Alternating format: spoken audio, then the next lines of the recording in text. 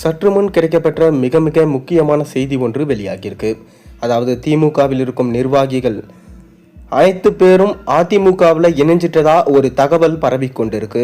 இது உண்மையா இல்லையா? அதாவது அதிமுக ஆட்சி அமைந்ததும் திமுகவின் ஊழல் தோண்டி எடுக்கப்படும் என குறிஞ்சிப்பாடியில மக்கள் மத்தியில பேசிய அதிமுக பொதுச் செயலாளர் எடப்பாடி பழனிசாமி தெரிவிச்சிருக்காரு. குறிஞ்சிப்பாடியில மக்களை காப்போம், தமிழகத்தை மீட்போம் பயணத்துல அதிமுக பொதுச் செயலாளரும் சட்டமன்ற எதிர்க்கட்சி தலைவருமான எடப்பாடி பழனிசாமி பேசுகையில, வள்ளலார் திருச்சபை கட்டுவதில் பொதுமக்களுக்கு எந்த விதமான பிரச்சனையும் இல்லாமல் அமைக்க வேண்டும், குறிஞ்சிப்பாடி தொகுதியில அடிக்கடி மழை பாதிப்பு ஏற்படுவதை தடுப்பதற்கு ஏற்பாடு செய்யப்படும் சொல்லியிருந்தாரு. சிப்காட்ல பல தொழில்கள் இயங்காமல் நிறுத்தப்பட்டு இருக்கு. அதிமுக ஆட்சி அமைந்ததும் அவற்றை எல்லாம் சரி செய்து செயல்பாடுகளுக்கு கொண்டு வரப்படும் சொல்லியிருந்தாரு.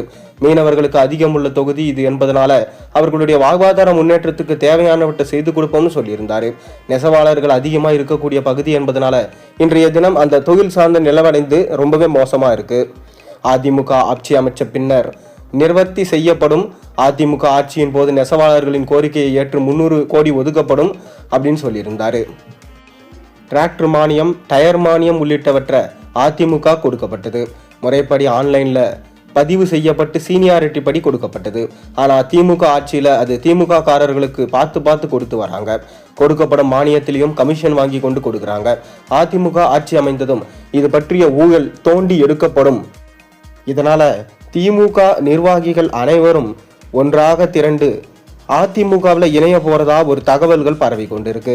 இந்த மாதிரி ஊழலை தோண்டி எடுக்க போறோம் சொன்ன உடனே 2026 ஸ்டாலினோட ஆட்சி இருக்காது, அதிமுக ஆட்சி தான் இருக்கும் என நம்பகமா சொல்லப்படுது.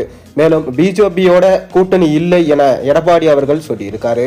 இது மட்டும் நடந்தா கண்டிப்பா இந்த 2026 தேர்தலில் அதிமுக வெற்றியடைவதை யாராலையும் தடுக்க முடியாது எனவும், ஸ்டாலினோட தலைமைக்கு கண்டிப்பா ஆபத்து இருக்கு, அவரால் எதிர்க்கட்சி தலைவராக கூட உட்கார முடியாது எனவும் தகவல்கள் பரவி கொண்டிருக்கு.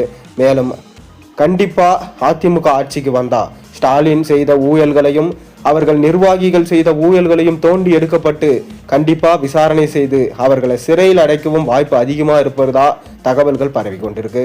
இதனாலதான் அதிமுகவில் கூண்டா நிர்வாகிகள் அனைவரும் போய் திமுக நிர்வாகிகள் அதில் இணைந்ததா பரபரப்பா இப்ப பேசப்பட்டு வருது.